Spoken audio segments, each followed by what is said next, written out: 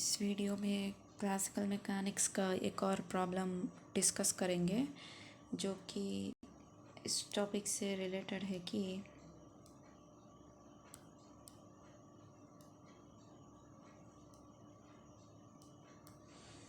Two blocks. तो यहाँ पर हमें टू ब्लॉक्स होंगे वन अपॉन दी अदर। तो एक ब्लॉक के ऊपर एक ब्लॉक हो जाता है रखेंगे और जो बॉटम का ब्लॉक है वो स्प्रिंग से कनेक्ट करेंगे। वो स्प्रिंग से कनेक्ट करेंगे और हमें ये पता लगानी चाहिए कि एक्सटेंशन कितनी होनी चाहिए स्प्रिंग की, ताकि वो दोनों जो ब्लॉक्स है वो दोनों साथ में मूव हो सके। तो इस टॉपिक से रिलेटेड है प्रॉब्लम। तो प्रॉब्लम देखते हैं। तो a block of mass capital M on a smooth table is attached to a massless spring having spring constant K। तो ये ब्लॉक होगा, उसका मास तो कैपिटल M है और वो स्मूथ टेबल पर रहेगा। इस attach to a massless spring having spring constant K। तो यही है वो ब्लॉक। तो ब्लॉक ऑफ मास M यहाँ पर हम देख सकते हैं। तो this is the block of mass M और वो टेबल पर रेस्ट कर रहा है और ये जो ब्लॉक है वो स्प्रिंग को अटैच किया गया है। तो वही तो, और उसका स्प्रिंग कांस्टेंट है K। वही तो क्वेश्चन में दिया गया है। Next, another block of mass small m lies on top of capital M। तो यहाँ पर हम देख सकते हैं कि ये block of mass small m है जो कैपिटल M पर रेस्ट कर रहा है। तो next, the coefficient of friction between the surface of capital M and M is mu. तो ये बहुत इंपॉर्टेंट पॉइंट है इस प्रॉब्लम में। तो the coefficient of friction between surface of capital M and small m is. तो यहाँ पर तो हमें ये दिया गया है कि ये जो टेबल है वो स्मूथ है। यहाँ पर जो टेबल है वो स्मूथ है तो फ्रिक्शनल फोर्स ज़ीरो होगा, यानी कोएफिशिएंट ऑफ फ्रिक्शन ज़ीरो। लेकिन इन दोनों ब्लॉक्स जो है ये एक रफ सरफेस होगा, ये भी, ये तले का ब्लॉक और ये ऊपर का ब्लॉक दोनों रफ सरफेस होंगे और उसकी वजह से फ्रिक्शन होगी और फ्रिक्शनल कोएफिशिएंट तो है इन दोनों के बीच म्यू, वो दिया गया है क्वेश्चन में हमें। Next, the maximum extension of the strings the two blocks move together. तो हमें ये पता लगानी चाहिए यहाँ पर कि मैक्सिमम एक्सटेंशन। तो हम ये जो स्प्रिंग है उसे हम कितने दूर तक खींच सकते हैं, कितना मैक्सिमम दूरी तक इस स्प्रिंग को हम इस तरह खींच सकते हैं ताकि ये दोनों ब्लॉक्स जो है वो साथ में मूव करें। यानी कि ये ब्लॉक सेपरेट से और ये ब्लॉक सेपरेट से मूव करेंगे तो वो कांटेक्ट को मिस कर देंगे। लेकिन हमें तो ये पता लगाना चाहिए कि कितना दूर तक हम स्प्रिंग को खींच सकते हैं ताकि वो जो ये दोनों जो ब्लॉक्स हैं ये एक ही साथ में मूव कर सके। तो यही है प्रॉब्लम। तो हम सॉल्यूशन देखते हैं। Let at any instant of time the two blocks move towards the equilibrium point from the right after being stretched to its maximum amplitude। यानी कि यहाँ पर ये कहा गया है कि हमने इन ब्लॉक्स को मैक्सिमम एम्पलीट्यूड, यानी कि यही अगर हम सोचते हैं तो मैक्सिमम ये इक्विलिब्रियम पोजीशन यहाँ से हम इसे खींचकर यहाँ पर लाए हैं इन ब्लॉक्स को। तो they move tend to moves, ये पर्टिकुलर टाइम पर हमने इसको खींचकर यहाँ पर रख दिया है इन ब्लॉक्स को। तो एट दिस पर्टिकुलर टाइम, यानी कि हमें ऐसा भी सोच सकते हैं कि ये इक्विलिब्रियम पोजीशन है और ये जो स्प्रिंग है इसे थोड़ा एक्सटेंड किया गया है, ब्लॉक्स यहाँ पर लाया गया है। तो क्या होगा यहाँ पर, ये जो आफ्टर स्ट्रेचिंग ये ब्लॉक्स फिर से इस तरफ मूव करने लगेंगे after stretching of the spring. तो वही तो यहाँ पर दिया गया है, they move towards the equilibrium point from the right after being stretched to its maximum amplitude. तो वो एम्पलीट्यूड हमें पता नहीं है, उसी को तो हमें फाइंड आउट करनी चाहिए। We draw the free body diagram separately for small m and capital M masses. तो अब हमें ये दोनों, ये एक बॉडी है, ये और एक बॉडी है, दोनों अलग अलग बॉडीज़ है। तो ये 2 डिफरेंट बॉडीज़ को हमें फ्री बॉडी डायग्राम ड्रा कर लेनी चाहिए, यानी कि क्या जो कोई भी फोर्सेस ऐड कर रहा है। तो फर्स्ट ऑफ ऑल हम यहाँ पर कैपिटल एम, ये जो है कैपिटल एम है और ये जो है स्मॉल एम है। तो इनके लिए हम अब फोर्सेस देखेंगे कि जो कोई भी फोर्सेस ऐड कर रहे हैं। First of all weight of the block, वो जो ब्लॉक है उसका वजन होगा, उसकी वजह से weight of the block acts vertically downwards, that is nothing but mg। तो ये एक फोर्स है। और नेक्स्ट जो फोर्स है स्मॉल या कैपिटल एन, ये इसी वजह से आता है कि यहाँ पर हम देख सकते हैं इस तरफ बेस्ड ऑन दिस एक्सप्लेनेशन आता है, यानी कि अगर हम ये स्मॉल मास को कंसिडर करते हैं तो स्मॉल ब्लॉक जो है उसका मास स्मॉल एम है, तो उसका वेट डाउनवर्ड डायरेक्शन में ऐड करेगा। तो वही तो यहाँ पर दिया गया है। Again action and as a reaction normal force भी ऐड करेगा, यानी कि कॉन्टैक्ट फोर्सेस, क्योंकि ये दोनों ब्लॉक्स है जो कांटेक्ट में रहे हैं, इसी वजह से उस कांटेक्ट वजह से नॉर्मल फोर्स एक्ट करता है, और वो जो फोर्स है अपर डायरेक्शन में एक्ट करेगा। जस्ट लाइक ये book placed on the table, जब भी हम एक बुक टेबल पर प्लेस करेंगे तो उसका वो बुक का जो वेट है वो डाउनवर्ड एक्ट करता है। वेल एंड गुड, वो तो नॉन कॉन्टैक्ट फोर्स है, ग्रेविटेशनल फोर्स। लेकिन ये बुक और टेबल के बीच कांटेक्ट जो है इसकी वजह से नॉर्मल फोर्स ऐड करेगा, नॉर्मल टू द सरफेस। तो ये स्मॉल ब्लॉक के लिए उसका वेट डाउनवर्ड्स और ये नॉर्मल फोर्स अपवर्ड्स। तो यानी कि यहाँ पर हम देख सकते हैं कि normal force is equals to weight, vertical forces are equal, n is equals to mg। अब ये जो ब्लॉक है, इस ब्लॉक का सारा वज़न इस ब्लॉक पर पड़ेगा, ये यहाँ पर नीचे जो ब्लॉक है उस पर पड़ेगा उसका वज़न। उसी वजह से यहाँ पर हमें दिया गया है कि capital N is acting in downward direction, यानी कि कैपिटल यानी कि ये जो स्मॉल ब्लॉक है उसका वज़न है वो डाउनवर्ड डायरेक्शंस में एक्ट कर रहा है। तो नेक्स्ट कोसी फोर्स एक्ट करती है, एंड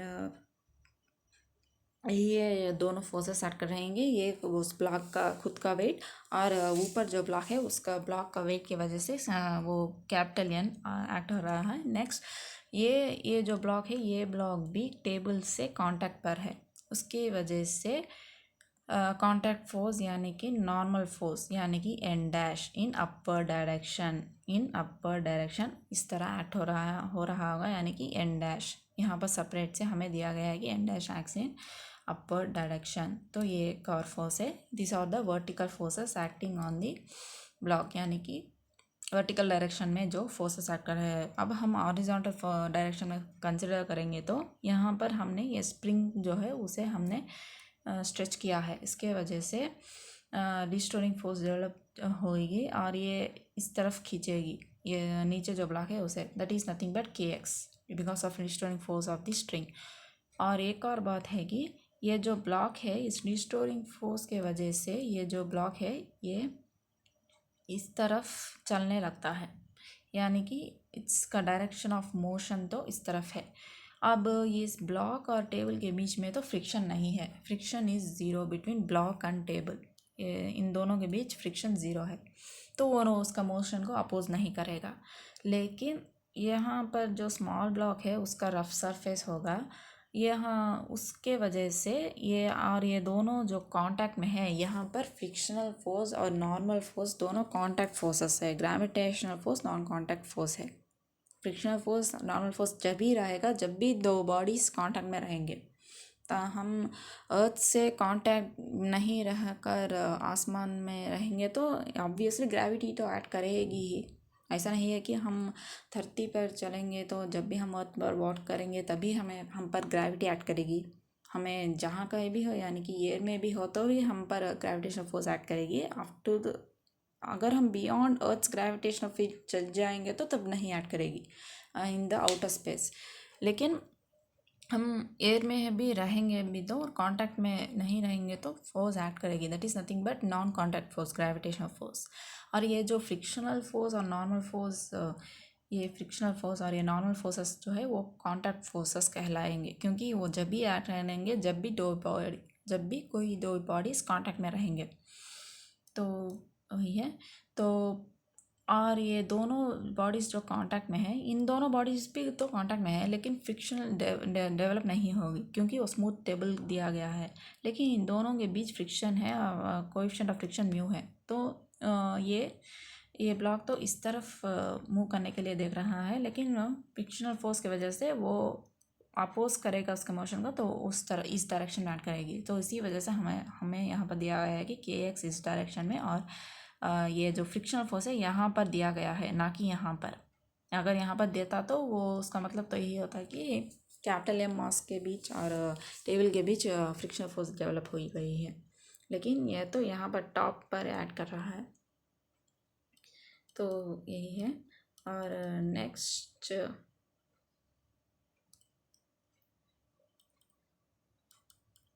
नेक्स्ट हम स्मॉल एम मास के लिए कंसिडर करेंगे। तो अभी तो हमने कंसिडर किया है, तो उसका मास क्या mg वो डाउनवर्ड डायरेक्शन में एक्ट करता है, और उसका normal force contact force upward direction में, दोनों बैलेंस हो जाएंगे। और नेक्स्ट जो है ये जो यहाँ पर फ्रिक्शन तो इस डायरेक्शन में एक्ट कर रही है, यह या इस ब्लॉक पर इस डायरेक्शन में तो कोई भी फोर्स नहीं ऐड करेगी। तो इस ब्लॉक में फ्रिक्शन इस डायरेक्शन में ऐड करेगी ताकि ये दोनों इक्विलिब्रियम पोजीशन में रहेगा। अगर हम सोचते हैं तो ये यहीं पर रहने के लिए सोचता है, लॉजिकली थिंक करेंगे तो ये इस तरफ खींची चले जाता है, ये यहीं पर रहने की कोशिश करता है, यानी कि उसका फ्रिक्शन इस डायरेक्शन में एक्ट कर रहा है। यानी कि ये जो फ्रिक्शन है दोनों आपस में कांटेक्ट के वजह से आता है। तो इस ब्लॉक में फ्रिक्शन इस डायरेक्शन में, इस ब्लॉक में फ्रिक्शन इस डायरेक्शन में, ताकि इक्विलिब्रियम मेंटेन हो सके। तभी तो ये ब्लॉक जो है वो इस तरफ और इस तरफ नहीं मूव करेगा। ये हमारा तो थीम में मेन एम तो यही है कि ये दोनों ब्लॉक को, यानी कि ये दोनों ब्लॉक को साथ में चलना चाहिए। ये ब्लॉक अलग अलग नहीं चलनी चाहिए। इन दोनों ब्लॉक्स को हमें आपस में चलने के लिए देखनी चाहिए। तो इसी वजह से यहाँ पर फ्रिक्शन इस डायरेक्शन में है, तो यहाँ पर फ्रिक्शन इस डायरेक्शन में, यही एक ओनली वन फोर्स है जो इस पर एक्ट करता है। एक्चुअली ये जो kx फोर्स है वो एज ये जो स्प्रिंग है ये इस मास को अटैच्ड है, इसी वजह से इस पर kx फोर्स एक्ट कर रहा है। लेकिन ये मास तो स्प्रिंग को अटैच नहीं किया गया है, तो इसलिए वजह से kx नहीं ऐड करेगा। लेकिन ये फ्रिक्शन फोर्स है बिकॉज ऑफ मोशन, इस पर भी ऐड करेगा और इस पर भी ऐड करेगा। दो मास जो कांटेक्ट में है, तो इस पर ये डायरेक्शन में है, तो क्योंकि ये डायरेक्शन में मूव कर रहा है तो इस पर ये डायरेक्शन में, ताकि ये डायरेक्शन दोनों कैंसिल होकर हमें इक्विलिब्रियम पॉइंट आ जा सके, ताकि ये दोनों मासेस के एक ही डायरेक्शन में मूव हो सके। यानी कि यहाँ पर टॉप में जो ब्लॉक मास है वो ये बॉटम में जो ब्लॉक है उसी के साथ मूव करे, ना कि ये इस तरफ और ये इस तरफ अलग अलग नहीं मूव करनी चाहिए। वही है इम्पोर्टेंट कंडीशन। तो बेस्ड ऑन इस कंडीशन पर हमें ये स्मॉल एम ब्लॉक पर फ्रिक्शन इस डायरेक्शन में ऐड करता है, ताकि वो दोनों एक ही कांटेक्ट में होकर मूव कर सके। Next we are interested in maximum extension of the spring. हमें तो मैक्सिमम एक्सटेंशन पता करनी चाहिए ताकि वो दोनों एक ही साथ से जोड़ होकर जा सके, capital M block small m block. So the maximum force of static friction will come into play. तो मैक्सिमम एक्सटेंशन यानी कि मैक्सिमम स्टैटिक फ्रिक्शन होगी when the maximum value of static friction is used, the maximum acceleration becomes। तो हमें acceleration find out करनी चाहिए। तो first of all small F is equals to mu M g. ये हमें कैसा आता है कि हमें तो पता है कि frictional force is equals to is directly proportional to normal force. Normal force होगा और F is nothing but equal to mu N यानी coefficient of friction into normal force. तो यहाँ पर हम देखेंगे तो यहाँ पर नॉर्मल फोर्स एन है तो और कोएफिशिएंट ऑफ फ्रिक्शन ये ब्लॉक और ये दोनों ब्लॉक के बीच जो कोएफिशिएंट ऑफ फ्रिक्शन है म्यू है, इसलिए small F is equals to mu M G, mu N N यानी कि M G, small M G as N is equals to M. Next वही friction force is equals to M A, क्योंकि ये दोनों block एक acceleration से move करेंगे इन particular direction. तो इस ब्लॉक पर हॉरिजॉन्टल डायरेक्शन में ये फ्रिक्शनल फोर्स यही ऐड कर रही है। यहाँ पर जो ब्लॉक है, यहाँ पर इस ब्लॉक पर सिर्फ और सिर्फ ये फ्रिक्शनल फोर्स ऐड कर रही है, दूसरे कोई और फोर्सेस नहीं ऐड कर रहे हैं। तो that net force is nothing but this frictional force. Formula for net force is m a, यानी कि m into acceleration, small m into acceleration. तो ये दोनों मासेस साथ में जो मूव करेंगे, इसका जो कोई भी एक्सेलरेशन रहेगा इसका भी वही एक्सेलरेशन होगा। ये कितने स्पीड से कितने एक्सेलरेशन से मूव कर रहा है तो ये भी वही एक्सेलरेशन से मूव करेगा ताकि वो दोनों साथ में जा सके। तो दैट इज़ नथिंग बट, तो हमें यहाँ पर भी स्मॉल एफ है, ये भी स्मॉल एफ है, तो ये दोनों इक्वेशन को इक्वेट करने से स्मॉल एम कैंसिल हो जाता है और mu g is equals to x double dot हो जाता है। तो ये आ जाता है हमारे पास। नेक्स्ट हम देखेंगे तो k x minus f is equals to capital M x double dot. तो अगर हम ये मास को देखते हैं तो अलॉन्ग इस डायग्राम में देखते हैं तो यहाँ पर हमें के एक्स इस डायरेक्शन में और एफ स्मॉल एफ इस डायरेक्शन में, तो net force is nothing but के एक्स माइनस एफ। तो इसी वजह से यहाँ पर हमें के एक्स माइनस एफ दिया गया है। नेक्स्ट हम देखेंगे तो m x is equals to m capital M x double dot, यानी कि net force for this mass into acceleration, यानी कि capital M into x double dot. जैसे कि हम अभी हमें डिस्कस किया कि दोनों एक ही एक्सेलरेशन से मूव करनी चाहिए, इसलिए capital M x double dot आ गया है। Next putting the value of M x double dot, यानी कि एक्स डबल डॉट का जो वैल्यू है ये हमें इस इक्वेशन पर सब्स्टिट्यूट कर देनी चाहिए। तो सब्स्टिट्यूट करने से और या कैपिटल एम म्यू जी आ जाता है राइट हैंड साइड में। नेक्स्ट स्मॉल एफ की जगह हम म्यू एम जी को सब्स्टिट्यूट कर देनी चाहिए इसी इक्वेशन में। तो माइनस के x minus mu M G is equals to capital M mu जी। तो हमें इसे इस तरफ भेज देंगे तो capital M plus small M mu G common है, यहाँ पर म्यू जी है, यहाँ पर भी म्यू जी है। तो यहाँ उसे कॉमन लेने से हमें capital M plus small M mu G आ जाता है। नेक्स्ट ये जो के एक्स है, के को उस तरफ भेज देंगे तो डिवाइड हो जाता है, तो m plus M by k into mu जी। तो फाइनली हमें ये आ जाता है। तो putting the value of x double dot, तो यही है। So this is the maximum amount of stretch to which the spring can be stretched.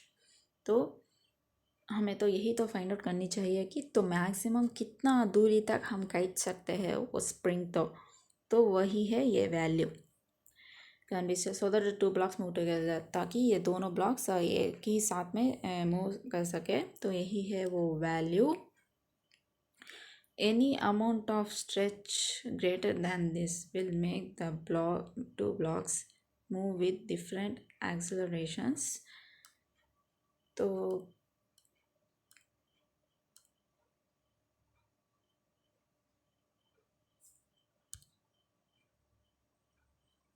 Option इस क्वेश्चन का करेक्ट ऑप्शन तो यही है, mu m plus M g के।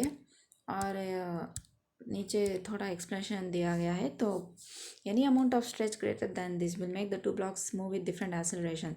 अगर हम इससे भी ज़्यादा दूर खींचेंगे उस स्प्रिंग को तो क्या होता है कि वो दोनों डिफरेंट डायरेक्शन से डिफरेंट एक्सेलरेशन से मूव करने लगेंगे, यानी कि कैपिटल एम ब्लॉक इस डायरेक्शन में मूव करेगा, स्मॉल एम ब्लॉक इस डायरेक्शन में मूव करेगा ना। यानी तो अगर वो दोनों एक ही डायरेक्शन में मूव करेंगे तो क्या उन दोनों के बीच कांटेक्ट धीरे धीरे से मिस होता जाएगा। तो इस तरह वो दोनों कांटेक्ट लूज़ कर देंगे। अगर हमने मैक्सिमम इससे भी ज़्यादा स्ट्रेच किया तो the frictional force acting on small m will not be able to keep pace with the acceleration of mass M.